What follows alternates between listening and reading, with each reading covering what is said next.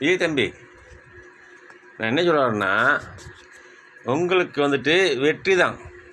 என்ன, உங்களுக்கு ஒரு பிரச்சனையும் வராது. என்ன, நான் என்ன சொல்ல வரேன்னா, நீங்கள் எதை பற்றியும் கவலைப்பட வேண்டாம். 1000 பேர் யாரும் பேசுவானுவோ, ஆனால் நீங்கள் கெத்தாக இருப்பீங்க. ஆகையால் தம்பி, நீங்கள் பாட்டுக்கு உங்கள் பயணத்தை தொடருங்க. ஏன்னா என்கிட்ட ஒரு விஷயம் இருக்குது, பண்ணிக்கலாம், அது பிரச்சனை இல்லை. என்ன, இங்கே பாருங்கள். ஆகவே நம்மகிட்ட நிறைய மந்திரம்லாம் இருக்குது. ஏன்னா நீங்கள் வாழ்வீங்க, வருவீங்க, கண்டிப்பாக ஜெயிப்பீங்க, அது உண்மை. ஆகையால் எவன் பேச்சும் கேட்காதீங்க. நான் தனி ஒருவன் தான். நீங்கள் பல கோடி மக்களுக்கு நீங்கள் தலைவர். ஓகேவா? என்னால் முடிஞ்சதாக பேச முடியும். உண்மைக்கும் உங்களை ஜெயிக்க வைக்கிறது என்னோடய பொறுப்பு. ஓகேவா விஜய் தம்பி?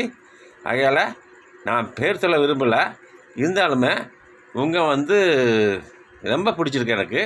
அதே சமயம் நீங்கள் வாழ்க வளமுடன் ரொம்ப நாள் இருக்கணும்.